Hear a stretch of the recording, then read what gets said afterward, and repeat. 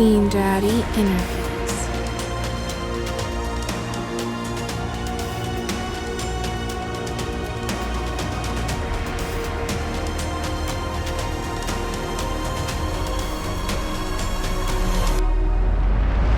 Welcome everyone to Scene Daddy Interviews. My name is Ian, and this is really cool. Right now on the phone, I have Scene Vet Michael Jagmin. Michael, I know you've had a huge day, but how has the day actually been? How are you holding up? It definitely has been a long day, and it's actually a work day for me. So I got to kind of mesh them both in there together because I work a normal job too. It was really busy, but it's been exciting. It's been a lot of fun. There's been some ups and some downs, but I think overall, it's really exciting to finally, get a lot of this stuff out there, and most importantly, new music. Right, exactly. And yeah, we have a ton to talk about today. Let's start with the big announcement. Obviously, you have come back with Signals. You have the brand new track, The Vulture, All It Takes Part 2. So can you go a little bit into why right now you wanted to make this announcement? It's honestly something that's been kind of coming into fruition for years. It was back in 2016 is when A Skylit Drive was like taking like a much needed break. Right. We wrapped up, like the last tour we ever did was with Escape the Fate. It was one of their headliners. It was the end of 2015. Right. And we were kicking out our hired gun drummer at the time, and we had no plans of what we were going to do. We also had just learned of this huge, embezzlement case that we were starting to roll against our business manager, like right near the end of that tour, which just so happened to be the dad of one of the members. So that was a whole other thing that was like, well, now are we going to have to find somebody to replace him? Because we don't know what's going on yet at that point. Right. All we knew was that stuff was getting uncovered and it was getting pretty nuts.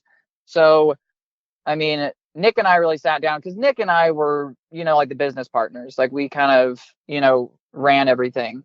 And we came to the agreement. It's like, hey, 2016, we really just need to like put our feet to the ground to get planted, like level things out. Let's write some new music. We need to regroup. We don't even have a full band right now. Like we can't be thinking about touring right now. Right. And so that was the plan. And then in the midst of that, my wife got pregnant. Right. So that was going to be really exciting. It's like, well, this is the perfect time. 2016, we were going to be taking it off. So this all kind of fell into place nicely. And we were writing new music. Everything was moving along. And as things got heavier with the whole embezzlement case, that's once it started getting real that it's like, oh, like we might actually get some of this money back.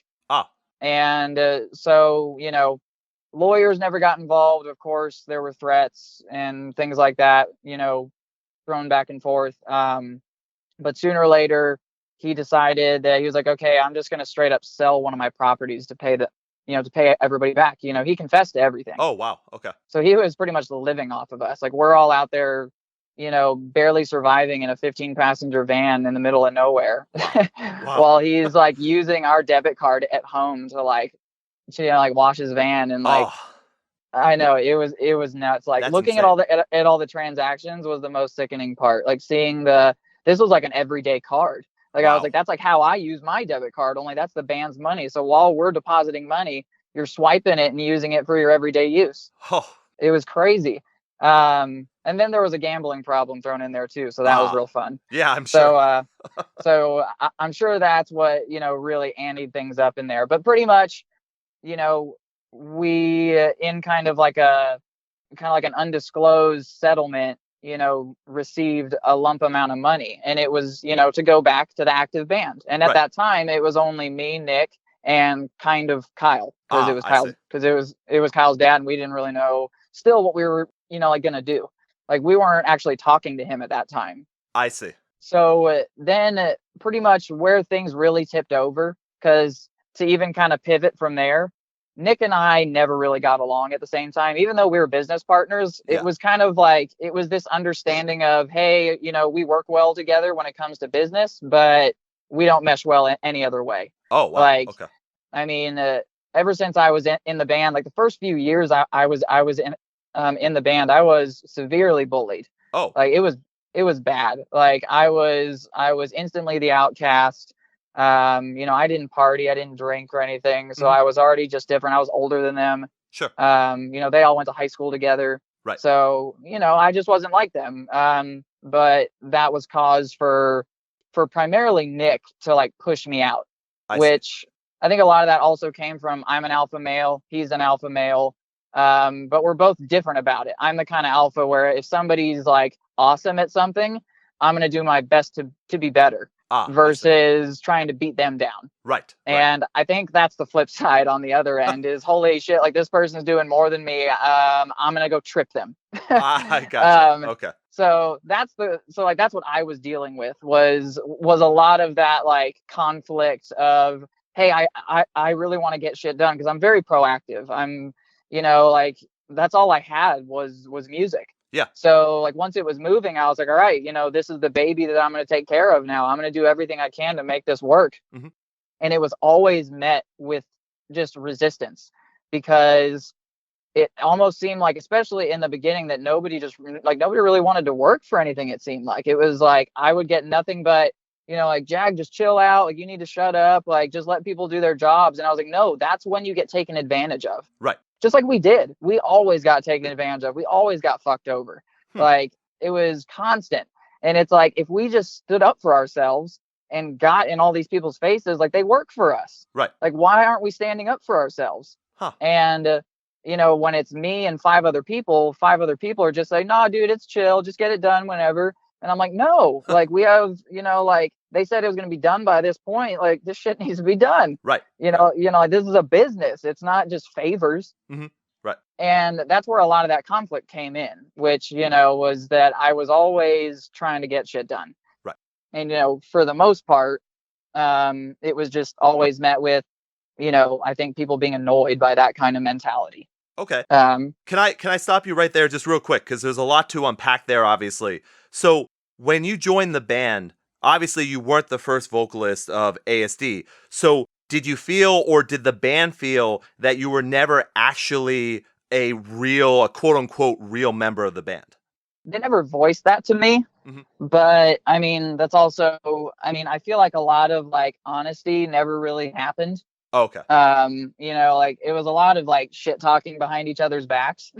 Gotcha. Like that's just like, that was always kind of the name of the game. It seemed like literally, I don't think anybody in the band actually liked each other, which was really sad. Okay. Like it was always like, as soon as that guy left the room, everybody's like, oh dude, yeah, he's such a dick. And then it's like, what do you say about me when I leave the room? Right. Right. So that's just kind of how it was. And I just grew accustomed to these people who didn't even like each other. Right. Like we would get home from tours and nobody hung out. Nobody wanted anything to do with each other. They just parted ways, and they were like, "No, dude, like I'll just see you guys whenever we practice." And it's like, oh, like I thought everybody was like friends, and right. It was just never that way. When you're dealing with that, sorry to interrupt. I just wanted to know, when you're dealing with something like that where you guys are never getting together, how did the writing process go then? Because you've had so many albums out. How do you guys even work that out? Well, it was literally just, coordinated a certain period of time before it needed to be done. Like it was never freely done. It was always like, okay, like we have to start doing this now and schedule times, and like everybody's got to meet at this place. And I don't know, the writing kind of changed with every album because of course when I came in for Wires, the music was done. Yeah, like when I first auditioned, I was actually able to hear the whole album musically before I even like went and met them.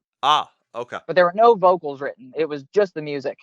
So I came into it with this clean slate and, like with all these songs to write to. So, like part of my audition was even, writing to some of the songs. Like the first two I wrote to was, I know Wires was first. Okay.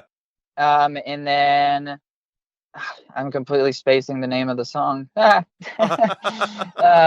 was a while back. Yeah, this is crazy. I literally can't think of the name of the song for the life of me. It's one of the first songs on the record. It's like a slower one. But yeah, like the whole writing process then was like Wires. We all flew out to North Carolina. And I just literally sat in front of like my old like Dell laptop, piece of garbage, and just listened to the songs and would sing falsetto to myself and write down lyrics on a notepad. And then I would have to memorize all the melodies that I wrote while everybody was just pretty much like, like watching TV. At moments, different members would chime in, and if they had an idea, they'd chime in. But I mean, for a lot of it, I was just kind of sitting there, just like listening to the song, singing falsetto, and then I'd go in the next day and sing whatever I could memorize, which is crazy because now I feel like I can't remember a melody if I don't sing it in like a voice memo into my phone. Gotcha. And I mean, like now it's also just technology's different. Like, I mean, back then to think, oh, I can demo just, here in my closet or something like that. Like, that's cool. Back then it was, I guess I just have to remember it and hope that I remember the same melody that I really like. Wow. And so that's how Wires was done. Wow. Was just, write one or two one night, go in the next day, sing them. Some of the days, none of the guys even went. It would just be me and the producer. And then I would just take a CD back and show them like what we did. And I was like, okay, cool. Yeah, like that's cool. Like, let's just keep moving.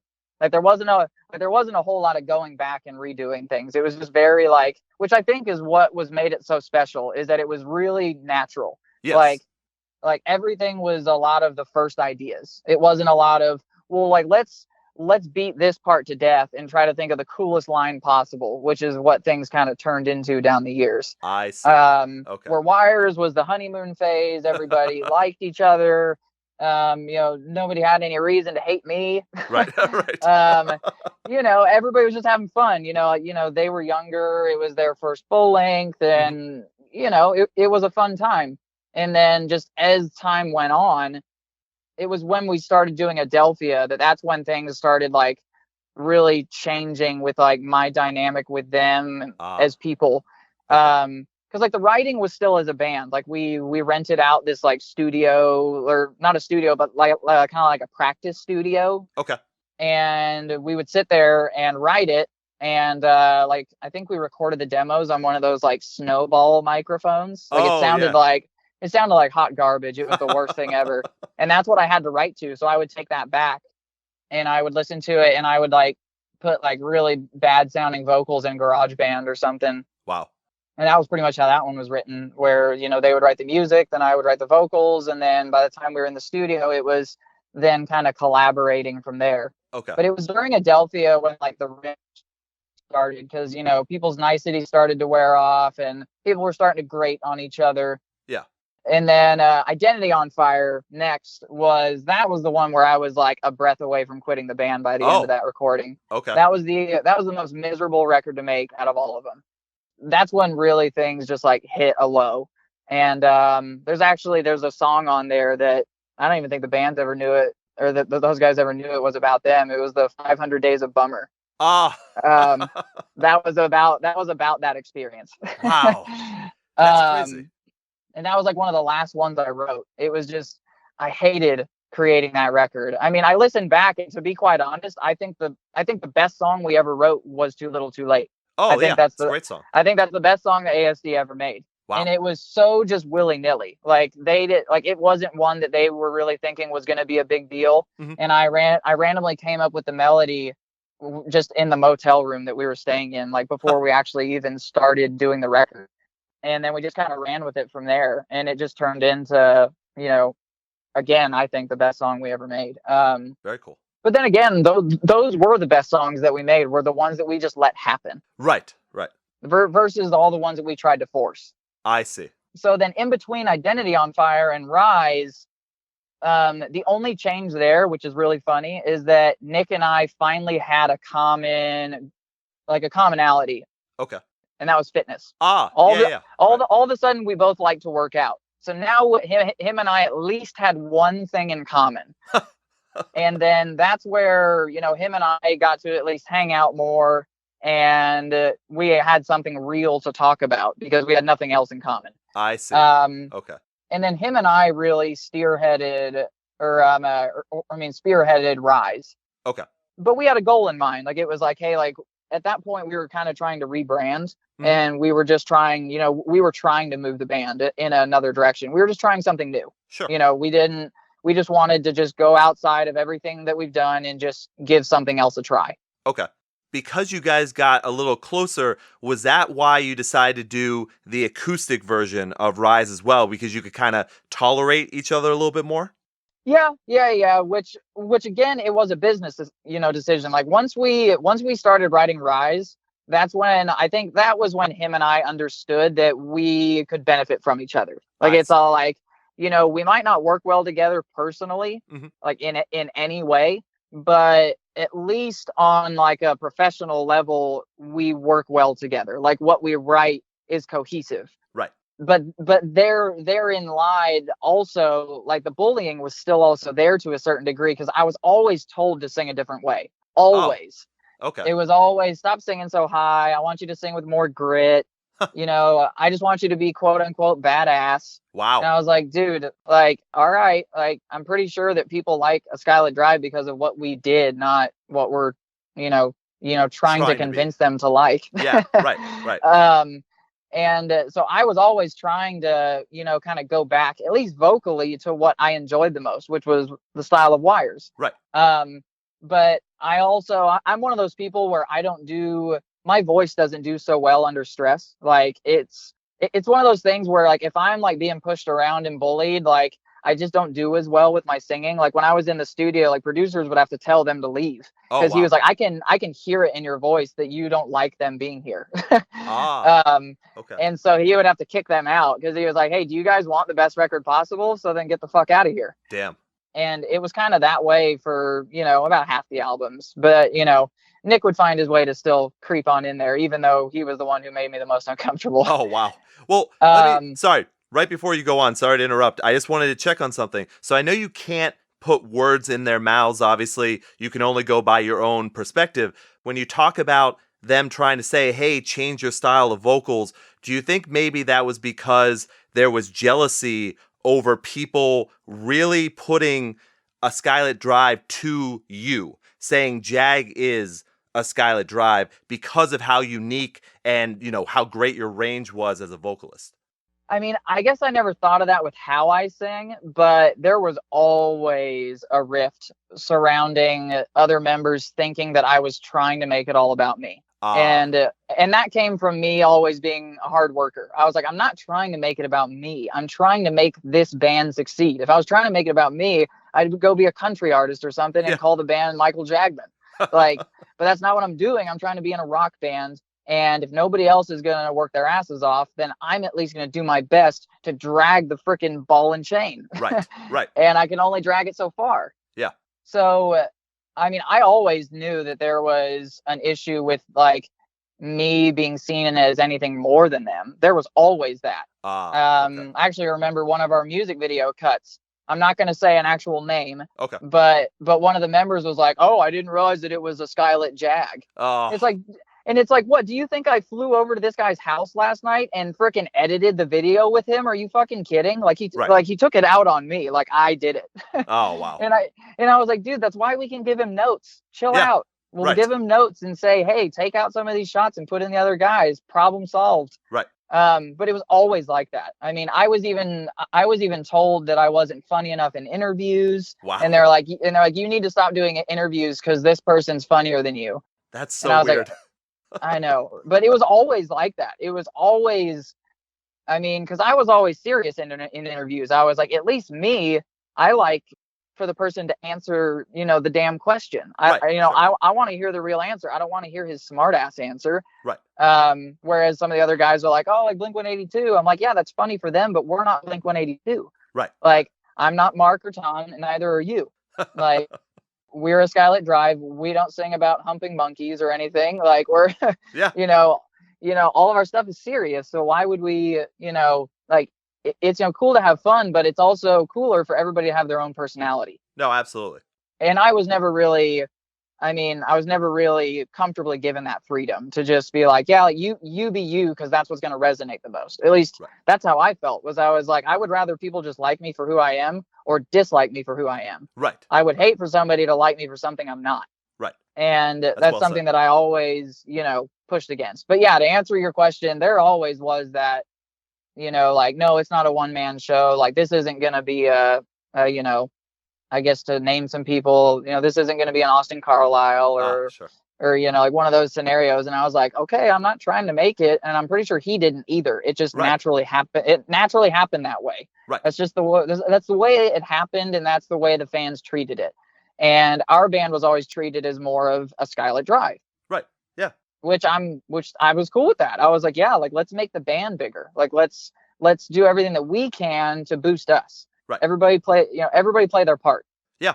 But yeah. I hope that answered the question. No, it sounds very interesting to hear that perspective, because the way that I looked at A Skylit Drive, you had this guy who's able, as in yourself, who's able to hit these crazy high notes in a post-hardcore band, where then you have these low screams come in. So it's weird to hear that they wanted to change your vocals to something quote-unquote more gritty or badass, when part of the dynamic of the band was that dynamic. Yeah. Having clean vocals and having unclean vocals, or singing, screaming, whichever way you want to put it. So it's just very interesting to hear that. Well, and I think that the big thing, because everything after Wires with the bulk of the band was chasing what somebody else was doing. That's what it always was. It was always chasing what somebody else is doing, or somebody trying to inflict something on us. Like Adelphia, they're like, yeah, you guys are going to be the next Chiodo's Bone Palace Ballet. Gotcha. And then Identity on Fire, yeah, you guys are going to be the next AFI. Gotcha. And then and then Rise. Rise is when Nick and I really started like gearing it in a direction that we wanted to try. Okay. So it's like the whole joke with Rise was when somebody called us A Skillit Drive. Yeah, I always got a kick out of that. Yeah, that's a good one. That's a good one. But then again, like we were going for more of an alt rock thing, because we hadn't done it yet. Like I was like, we've literally changed every record, so what the fuck? Why not try something different? I mean, it was the fact that the guy who wrote the music refused to go back to Wires. He refused to go back because he didn't like it. And I was like, well, sometimes it doesn't matter what you like. Right. It matters what our audience likes. Sure. And they want that. That's what got people started with this band, was back in those days. So why don't we do it? It'll be fun. And it was always like, oh, okay, I'll write this riff that's kind of like it, but then I'm going to go into this thing that's like super radio rock. Right. Which is cool. Like, I mean, I like Rise. I like that album. I feel like we had some really good songs on there. There was like a lot of, cohesion on the record. For sure. But the thing that irked me the most is that I have to listen through and I can hear every album my voice change. Yes. And sure. Yeah. Most people think it's intentional, and it's entirely it was unintentional. It was, all of them was different levels of stress. Oh man. Wow. Like I think I was the most uncomfortable on Identity. I could see that. And then Rise was at that point where I had toured so much singing improperly, and in a way that I didn't like singing, because nobody wanted me to sing as high anymore, that all of a sudden I just couldn't stop doing it that way. I couldn't. I mean, I wasn't able to sing the way that I used to. It was like my muscle memory was shot. Wow. Like, I gave this same example to Alt Press yesterday.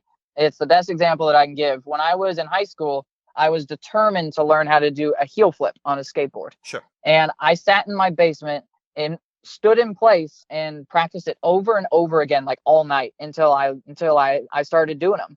And to this day, if I try to ollie in place, I will do a heel flip. Oh, okay. I completely jacked my muscle memory, where I just my foot naturally kicks. It's almost like it doesn't know another way. I see. So by the time we stopped touring in 2016 landed, and late 2016, when like things really hit the fan, I literally didn't sing for like a year. Wow. I stopped music. I'm kind of jumping ahead though. Oh no, it's all right. But yeah, like once Rise came out, we did that, and Nick and I were, we were business partners. We had an understanding. Right. And then we had to piece things together for the self-titled. Right. For the final album that we did, and when we didn't have a band anymore, because Brian and Corey quit. Right. Joey had left before. And and that was abrupt and unexpected. So we had to kind of piece things together. But literally, the self-titled, Nick and I wrote that entire thing without I don't think anybody else's involvement. Rise was just about the same process. Like Rise was pretty close to the same process. Okay. But ASD was like 100% like just him and I. I see. Well, with ASD, it does seem a little bit like you got your voice back, sort of. You know what I mean? Like, it's not exactly the same as Wires, but you can hear a little bit more of that in there. Is that because of so many member changes, you felt a little bit more comfortable? I definitely think that like Nick and I were getting to a better place. Yeah. And I was feeling more comfortable. Like there was still those strains, but they weren't as evident as they once were. Right. You know, I'm not going to try to make it seem like, he was like, shaming me with a sandbag all the time. Right. I mean, even though it was like that for the first few years, and then it started to taper. But I mean, I guess after Wires, that was probably the one that I was the most comfortable with, was ASD. I could hear that. Okay. But at the same time, my muscle memory was fucked. Right. Because we actually tracked all the vocals of that album with the same guy who did Wires. Yes, right. And I can't count how many times he's like, dude, like give me a jag note. And I'd have to tell him, I'm like, dude, I can't do it anymore.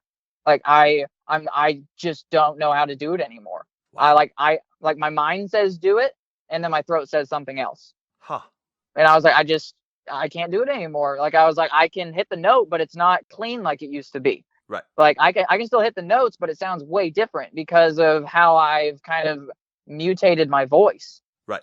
To appease this person, and then all of a sudden I'm trying to appease them, and then that's making it to where I feel like I need to sing that way live. And then I'm doing that every day. So you can only imagine when you start doing something like that every day, it just takes over. Yeah, for sure. So yeah, like when we did that record, we did it with him, and yeah, I mean, it wasn't as bad as the other processes, but at the same time, it was still it just felt weird. And we brought in two other guys who, were like technically hired guns. Like they were both like kind of like hired help. I mean, like they were in the posters and in the promos and everything, but they were paid to do everything that they did. Right. Like they were paid like as employees technically. Because like come that time, we started setting things up like more of a business. Right. Right. So like we brought them in, and the recording process was fairly smooth. And then we put that record out. We did a few tours, and it just didn't feel the same. I mean, it was just kind of coasting, and I don't know. I always felt in the back of my mind, I was like, I mean, like when are we gonna? I don't know, like when are things gonna change? Like, are we gonna make a smart move, or what's gonna happen? And then, fast forward to the end of 2015, and then we kind of start with where our conversation started. Right. Where the embezzling thing came up, and then all of that happened, and all of a sudden, before I knew it, I woke up one day with a notification saying I had been booted as an admin from the Facebook page. And then I go on there to see a post from Nick. Right. And hold on, I'm going to quickly take a sip of water before I sound like a 12-year-old again. So I see the post, and I mean, for one, it's a huge slap in the face, because Nick and I were already like past the point of no return, because we had already kind of like hit that point of like, okay, like we hate each other, all of this shit's happened, none of it is reconcilable, we just need to stop. Right. And then that happened, and I was like, hold on, like what? So now he's going to try to continue the band? Like him and I always kind of had this common understanding of, hey dude, like if it's not you and I, we're not going to do this band. I see. Okay. And we at least had that respect. And that was thrown right back in my face publicly. Absolutely. And I was like, I wasn't even given the opportunity to say anything. Like I was thrown out to the trash. Like I was like, what the hell's going on? Right. And the most infuriating thing about it was that all through 2016, when we were still writing music, all these kids kept saying, and fans were saying, hey, like, what are you guys doing? Are you guys going to tour? And I was like, we really need to say something. Right. Like, like me and our manager at that time, like we would draft letters and stuff to post, saying like, hey guys, we know it's been a bit, we're writing a new record, we're kind of regrouping, Jag's having a baby, all these things are happening this year. And Nick always shot it down. It was always like, no, I don't want to say that, because I don't want to make that important. Like it was literally, I don't want to make it about you, Jag. And I was like, I'm not trying to make it about me. I'm trying to give them an answer Right. because that's the truth. That's what's going on. For sure. Like, you know, like, why wouldn't we want to tell them what's going on? And he was like, because I don't want to make it about you. I was like, well, I mean, yeah, a part of the post, like people will be happy. Yeah. Like who gets mad if somebody says, hey, we're taking some time off. And, the main reason wasn't that I was having a baby. That was just, that happened. Right. Like right. we had already agreed that we were going to take the year, get our shit together. And then that fell into it as well. Right. And, I never stopped a tour or anything. I saw some rumors at some point where somebody's like, oh yeah, they tried to say they would use a fill-in. And I was like, no. That never happened. I was never asked to stand down so somebody else could do a tour. Like, gotcha. That never happened. And so that post went up. And the most infuriating thing about it was he took chunks of some of my posts that he declined to put into his. Oh. And oh my God. And his post made it sound like he was supportive of me. Right. And I was like, are you joking?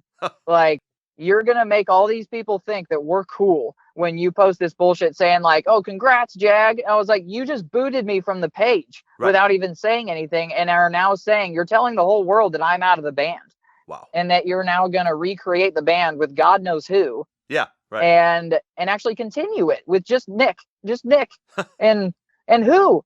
Like, I was like, leave the band alone. At this point, if it's only you and Kyle, leave the band alone. Like, just leave it alone. For sure. And he didn't like that answer. So, I, of course, posted my rebuttal because I was like, I have to defend myself. I don't have the platform, at least at the time I didn't. Right. And so, I did the best I could to get it out there because I was like, I want my truth to be heard. Like, this is bullshit. Exactly. Like I was like, I put damn near a decade into this, and I'm being treated like I was like, like I was like the catalyst for our demise, which, is just crazy to me. Right. So all that happened, and then things lay dormant for a long time. Like if you go on there, Nick did nothing with the nothing. page. Yeah. That was, fucking nothing. Yeah. I followed A Skylit Drive for forever, since the beginning. So even just to prep for this, I went back, and really the last thing you see are the two, or at least what's reported, are Nick's statement and your statement. And that's really it. You don't hear from anyone for a while except for you. So you don't hear from Nick, you don't hear from anyone else. No, nobody says anything. It's crazy. And so I teamed up with a Shadowborn Group Records. Once I guess I kind of skipped ahead there a little bit. Sorry, I'm really bad at this whole prefacing the story I'm going into.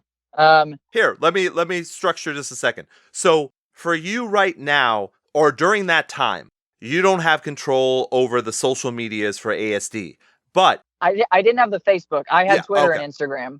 Twitter and Instagram at that point. So who owns the band at that point? Technically nobody. Oh, okay. So this wasn't like an LLC or anything. So basically you just have a partnership with Nick at this point.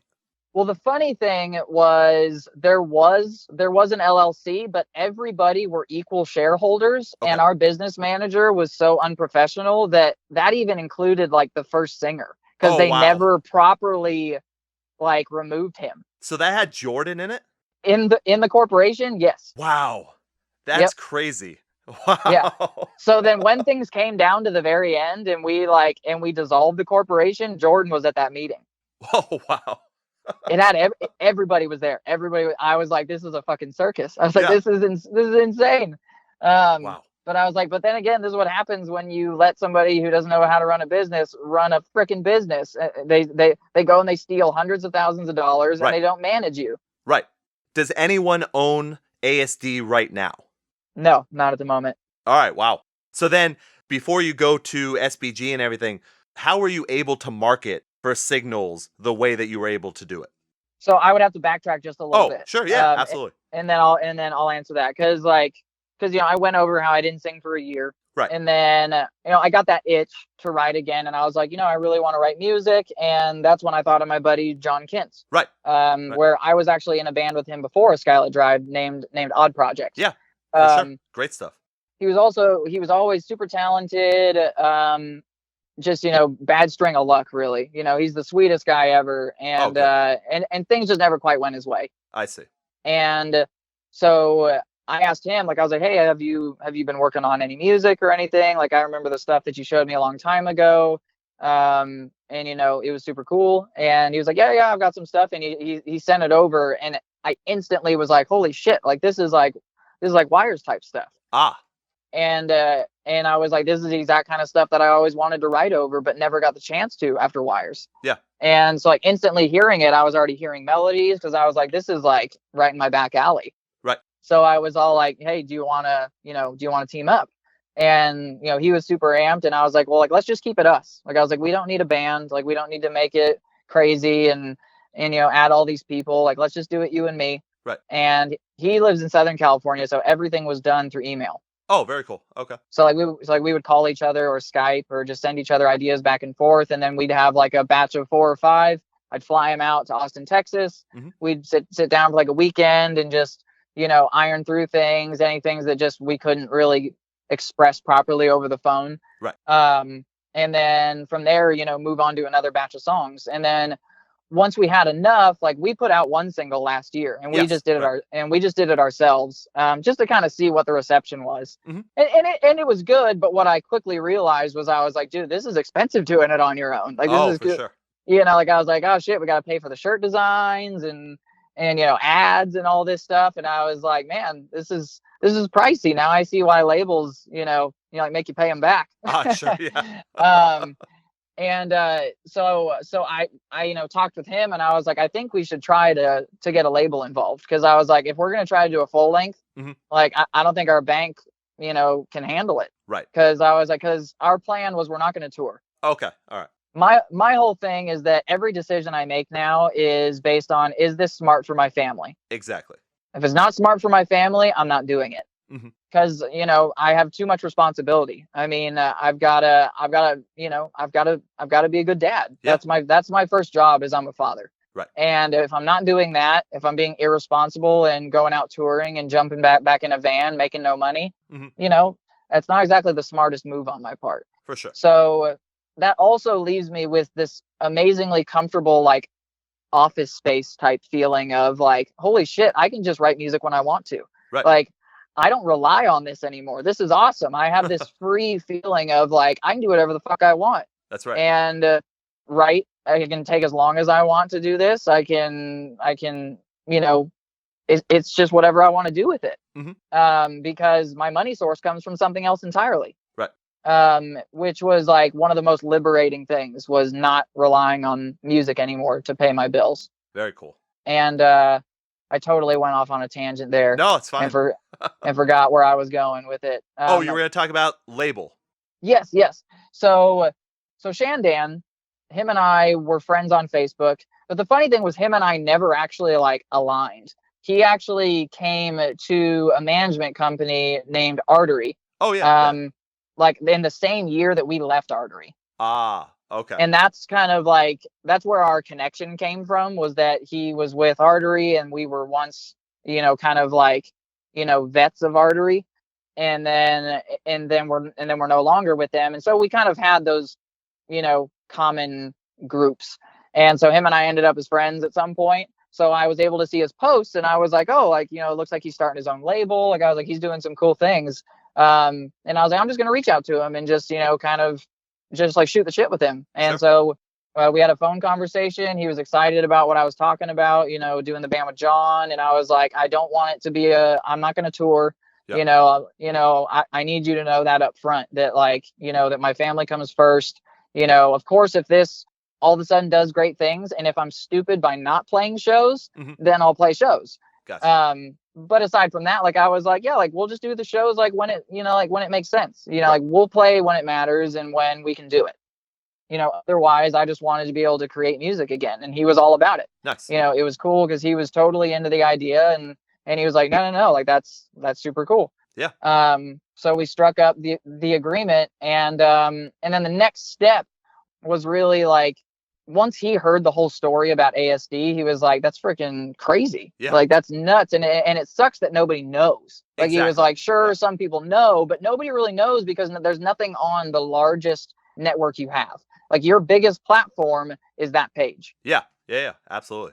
And all they have is that, pardon my French, bullshit statement. Yes. That makes it seem like everything's hunky dory. I was like, nothing is hunky dory about any of this. Through some kind of, voodoo, the page landed back in my lap. Okay. After it being, dormant for a long time. It was one of those, it's time that something happens. And it just so happened to align with us, being halfway done with our record. And it was like, we should put these together. Mm-hmm. And my intention was never to trick people. That's why the teasers never said A Skylit Drive 628. It was always, you guys don't know what the fuck's going on. I want you to know what's going on.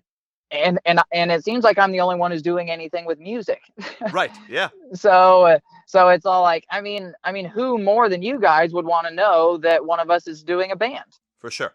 And I'm still sticking to the whole thing that I told Nick from the get-go, that it's wrong to continue using the name. Right. I was like, I'm not going to continue to use that name because we've built our own legacy. I'm leaving it alone.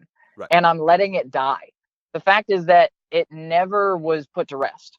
It was never allowed to just go to bed.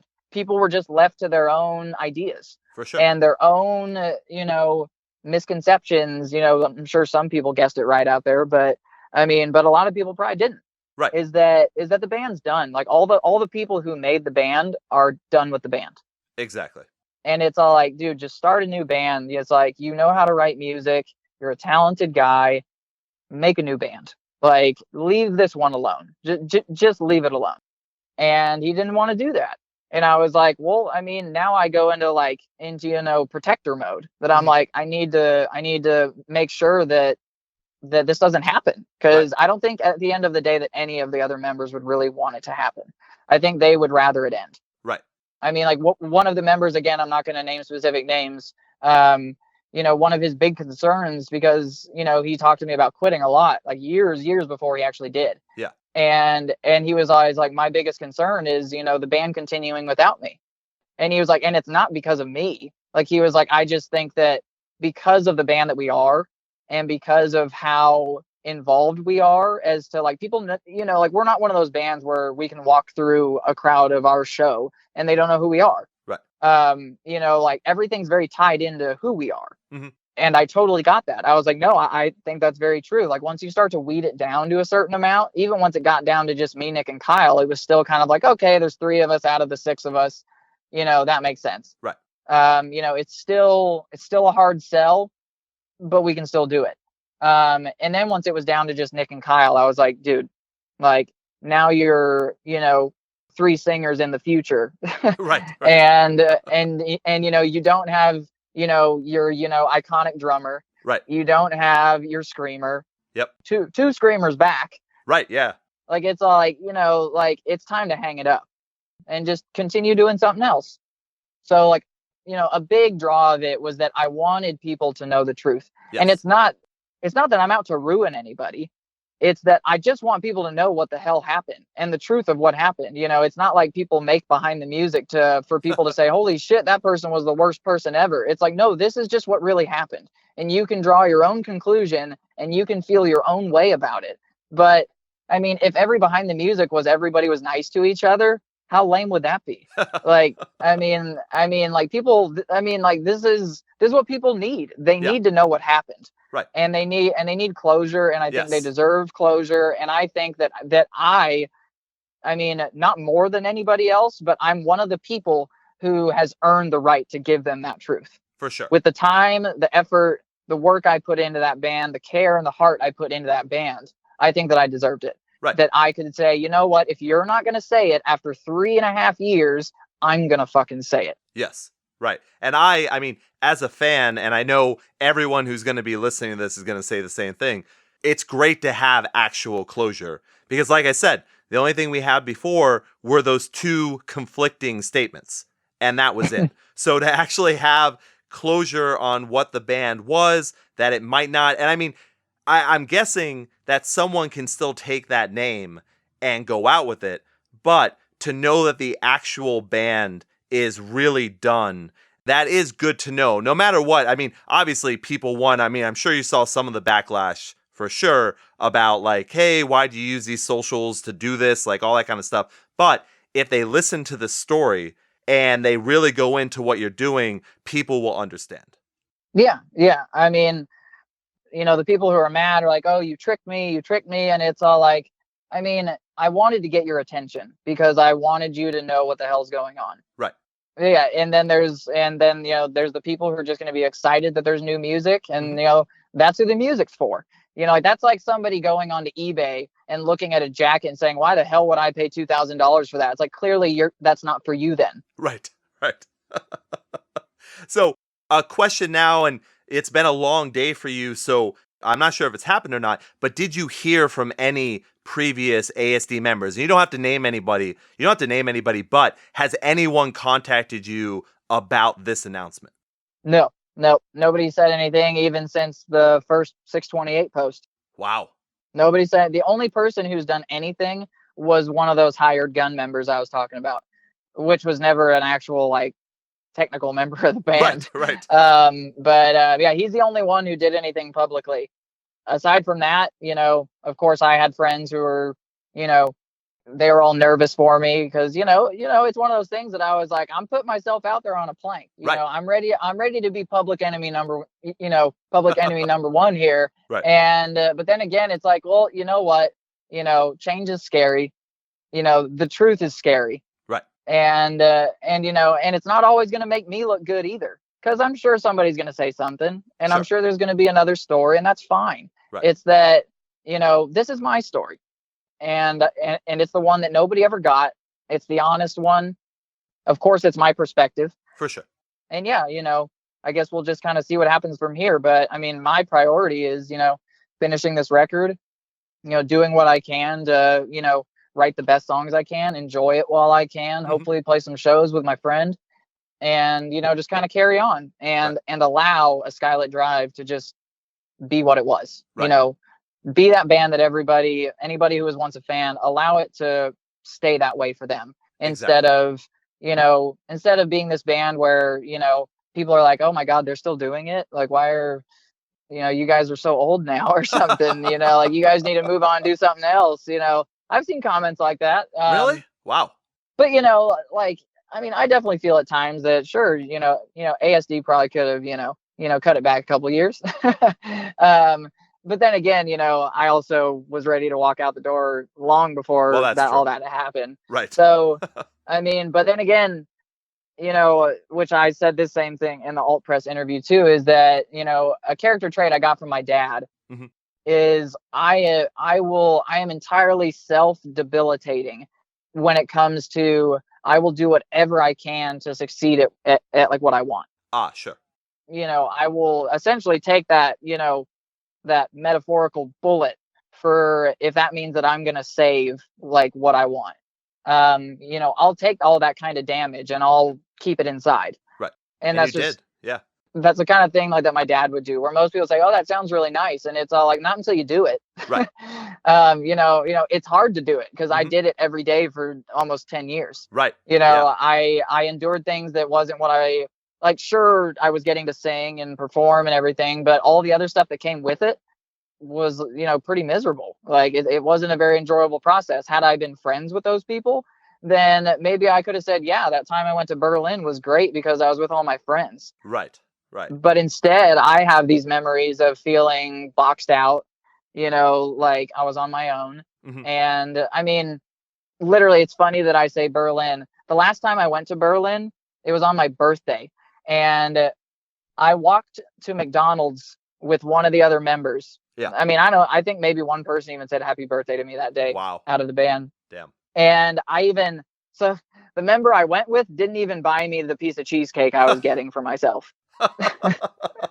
It was the most depressing birthday I think I've ever had. Damn. Like I literally got myself a piece of cheesecake and then just went back to the bus and ate it by myself. And I was like, man, this sucks. Like I can't even call anybody from back home because I'm overseas. Right. And this is the loneliest like ever. And it's McDonald's cheesecake too. Yeah, I mean, over there, It's a McDonald's little is better. better. Yeah, it's a I'll little give bit it better. to him. Yeah. Yeah. McDonald's in Germany is way better, but it is still Mickey Doodles. So That's that's true. Well, let me before we move on a little bit.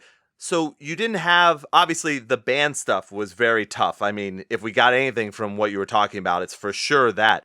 But you were out there with so many amazing bands, Alisana, Greeley Estates, Chiodos, Escape the Fate. I mean, the scene bands go on and on and on. Were you able, when you were going on those big tours, were you able to connect with anyone else in other bands? Yeah, I mean, not as often as I would have liked. I mean, it was usually other people who were kind of in similar scenarios as me, because most guys in bands party. I Right. didn't party. Ah, I see. Right. So that was the first nix. Was like, oh, you guys party, I don't. All right, cool. I guess we'll talk to each other when we're loading in. But then as soon as you get hammered, nobody wants to talk to the sober guy. Vice versa. I was like, I mean, when people get all drunk and loud and everything, I'm like, yeah, I don't really want to be around that either. Right. Right. But one person, since you mentioned Chiodos, Yep. Craig Owens and I actually bonded quite a lot on the that's first great. tour that I did with them. Yeah. So I mean, him and I have stayed friends. He's a good dude. He was kind of in a similar boat as me. He just kind of did his own thing, and him and I would just kind of just go hide away and just talk. Like Oh, it was nice to have somebody else just to talk to. right. And at that time, I was like, holy shit, this is Chiodos. Like, Yeah. this is crazy. The last thing I thought was I was going to be friends with Craig. Gotcha. Okay. But after hanging out with him once, all that went away, because I was like, oh, this is cool. Like, I can just level with him. Right. And he would level with me, and, we'd watch movies and stuff and just chill. Right. But there weren't too many of those. There weren't too many of those situations where I was able to bond like that, which was sad. But then again, I mean, I was also very business oriented. I was always trying to take care of my voice, Mm-hmm. and I was always doing everything I could to maintain myself, because I was like, I'm here for one reason. Making friends is cool, but I'm here because of whatever duration my set is. Right. And I want to make sure that I'm giving my best, that I'm being my best every time I'm up there. So, I tried to not talk a lot, and, was mindful of what I ate when I ate. Okay. I was always thinking of my voice. Right. So like a lot of like my, conversing, it was also hard because everywhere was loud. So I would usually, hide away. And most people thought, I would see comments, people were like, oh, he's all high on himself. And I was like, no, I don't want to suck. Right. And this is my way of maintaining myself. Like, this is me prepping myself for my job. Right.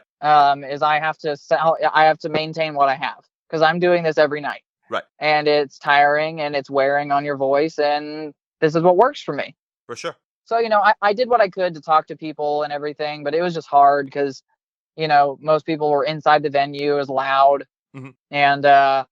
And yeah, but I mean, that's the main interaction that I can think of. A lot of the other ones are a real bummer, just because you think that you make a friend, and then all of a sudden you're not in a, as soon as I'm out of a Skylit Drive, it's like, everybody leaves. Oh, okay.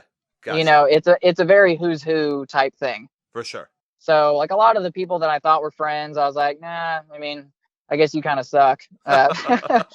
So, it is what it is. But then again, that's kind of the beauty of my situation, is that I don't rely on this anymore. Exactly. So I really don't give a fuck.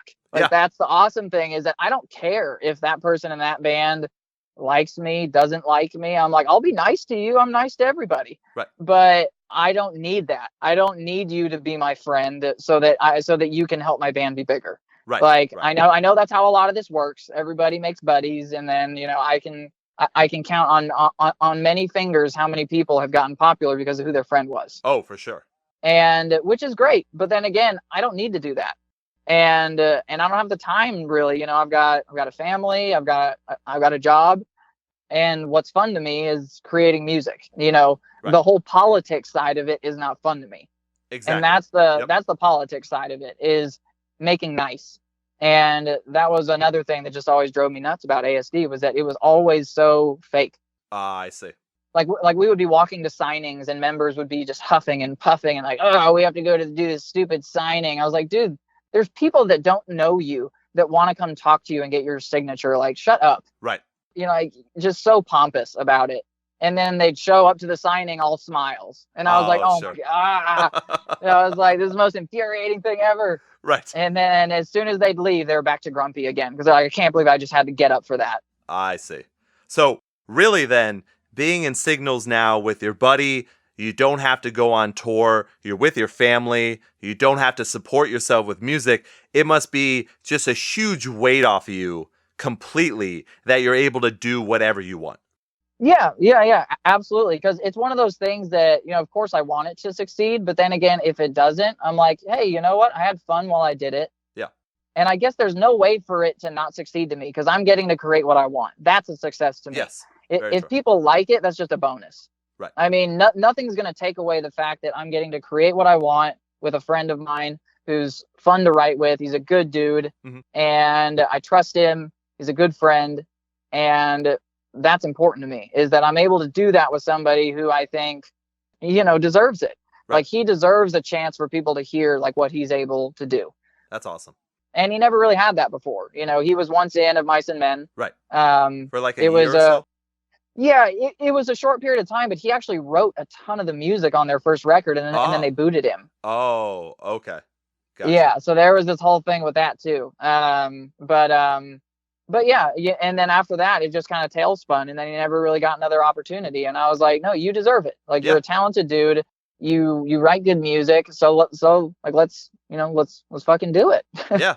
No, I remember in 2018 when the New American Religion came out, I remember thinking your voice was sounding better. Like you were back towards that Wires-esque type sound. And then now with the Vulture, it's even closer. You've got that almost ASD sound, but it's still you yourself. Yeah.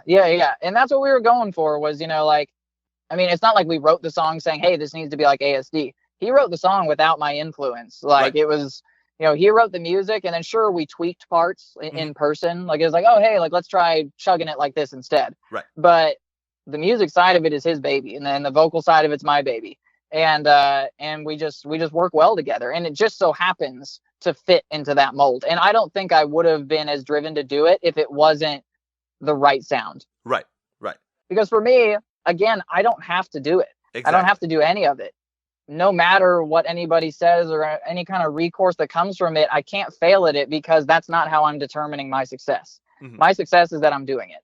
Right. And that I'm enjoying it, and that's it. And if people enjoy it, cool. If people don't like it, cool. I'm used to it. Well, that's a really good mindset to have. And I want to make sure that I also put this in here as well. Something that I really liked about the announcement as well is that you've got pre-order shirts for Signals. Not only that, all the proceeds are going to charity. So it's for charity water, charity:water. Yep. Do you want to let everyone know why you chose that specific charity? So Shandan and I were talking, and it was a matter of, just really what mattered and what seemed would be the most helpful. It's like, there's been so much talk about all the water crisis everywhere. Yeah. And it seems like a lot of it got drowned out with the whole Flint thing, which of course is still going on. But it was like, but what about all these, but this charity is really gearing it towards these areas that just have kind of fallen by the wayside. Right. And I was all like, I want to do, no, that's the one. Like, I was like, I want to help them. That's and right. I was like, I don't care if I get a diamond from these shirts. Awesome. I was like, I don't need it. I'm good. If people want to sport our shirts, cool. I think they look cool. I'll probably buy one too. Yeah. And then just keep writing music. But yeah, it's one of those things that's the nice thing about not having to rely on it, is that none of my decisions are how am I going to make money off of this. Right. As long as I'm not losing money, then I don't care. Right. Then it's like, yeah, like let's have fun with it. I'll do whatever. You want me to play that sponsored show that everything goes out to this, is this going to hurt me in some way? No? Cool. Let's do it. There you go. Yeah. So you mentioned you had maybe half of an album done, maybe somewhere around there. Are you planning on doing a release of singles over a long period of time, or are you working straight for that album to release it fully? So we are going to do a string of singles, but it's going to lead up to an album. Okay. All right. So I'm not sure what the duration of time is between the singles, because the timeline that we're doing things is kind of like as we go. Sure. because the whole thing's being done at a distance. Because you've got me in Texas, John in California, and the producers in Arizona. Right. So everything's done through email and phone calls. So I actually do all my vocals at home in my closet. And John does it all from his home studio. Okay. And then we bounce ideas back and forth. We send them to the producer. He gives us his notes. We kind of fine tune things, try new ideas. And then once we have it how we all want it, then we just send it all to him, to Curtis. Yeah.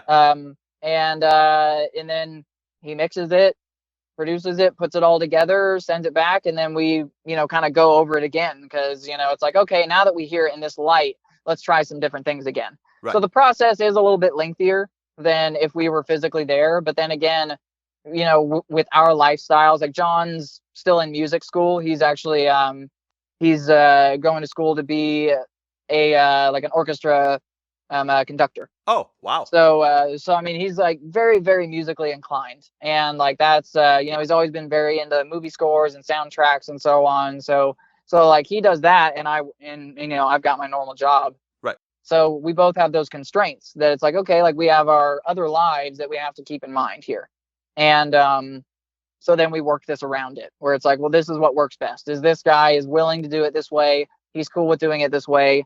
And especially after doing the first song together this way, we've gotten like a good chemistry. Because doing the Vulture was probably the rockiest. Because it was like, lots of humps to get over of, well, all right, this is taking a little bit. Like, let's do it this way. Right. So I feel like now that we got that one out of the way, I think we're going to be in a much like better pattern. Okay. And then also the label SBG, you're a friend of Shan's as well, but there's no pressure from the label to get certain things done in a certain amount of time. No. Like, of course there's hopes, it's like, hey, like, let's, as long as we're still writing and stuff, like, let's just keep things moving. But no, it's not like we don't have a set release date for an album or anything like that. I think just the goal is that we want to have something out by the end of the year is the overall goal. Okay. All right. That totally makes sense. Well, we'll let me switch gears for a second, because Scene Daddy will kill me if I don't ask this. So we're going to go back to ASD for a second here. Okay. I am not Scene Daddy myself. That is someone else in the organization. And they told me that I have to ask you about the cover song, Love the Way You Lie. Okay.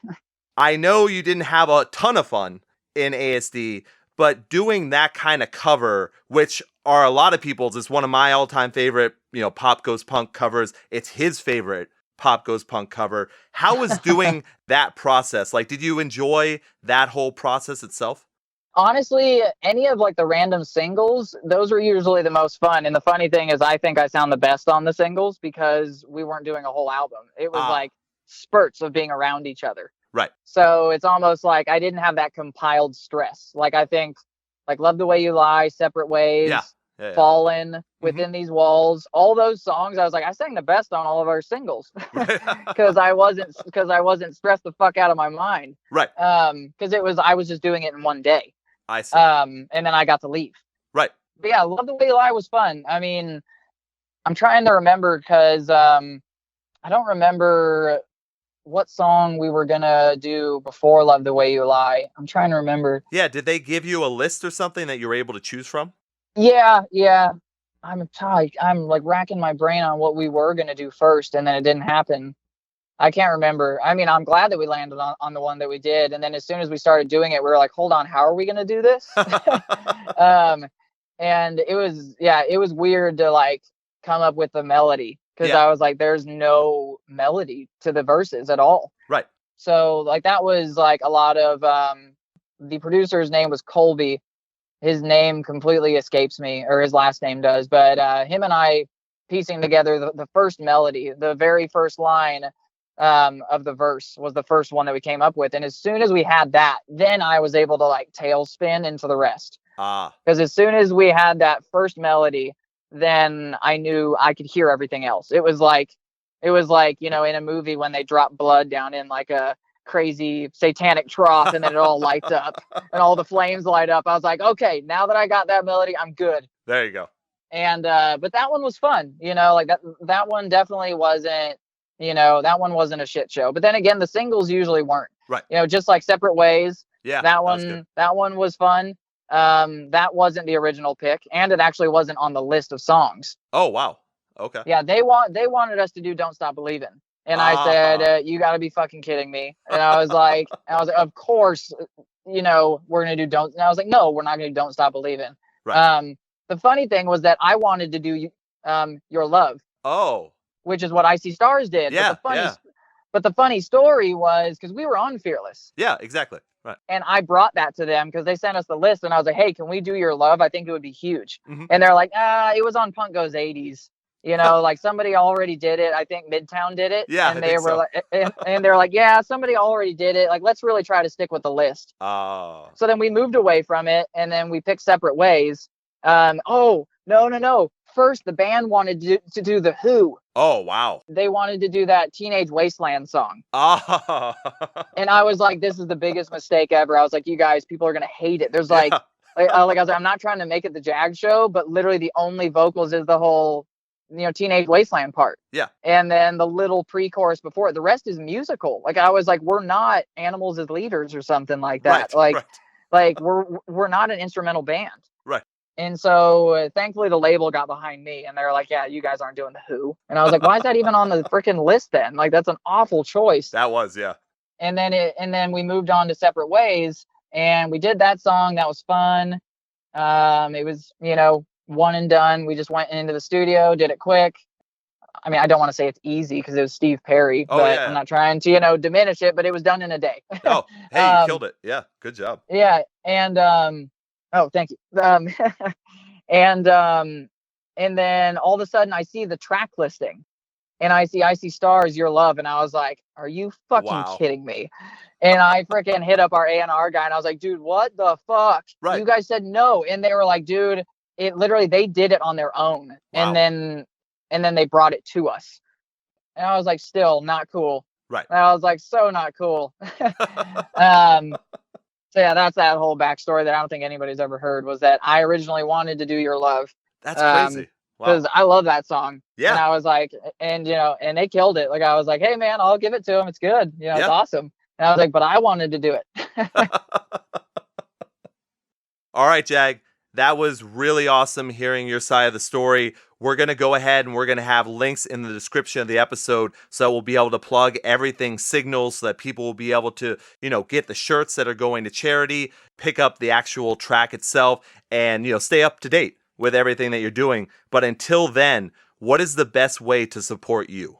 I mean, the best way is just, buy the song if they want to, post your support online, share what we're doing. Because of course, if you like it, then hopefully somebody, will like it. Yeah. That's the big thing, is just getting it out there. And, getting more people behind it. I think what we're doing is special. Mm-hmm. And I feel like it's just going to be a fun ride. Awesome, man. Well, look, I'm very much looking forward to it.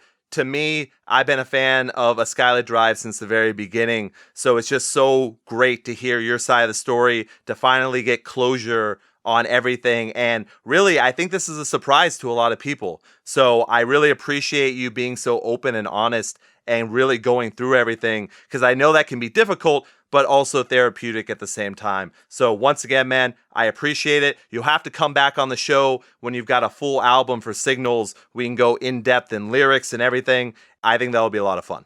Absolutely. Absolutely. So once again, man, thank you so much for doing the show. Thank you. You've been listening to Scene Daddy Interviews. Thank you all for listening to Scene Daddy Interviews. Make sure you support the artists we featured by checking out the summary of the episode.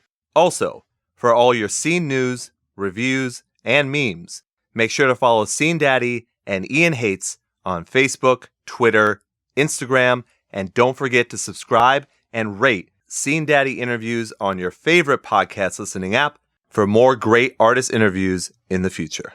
Stay seen.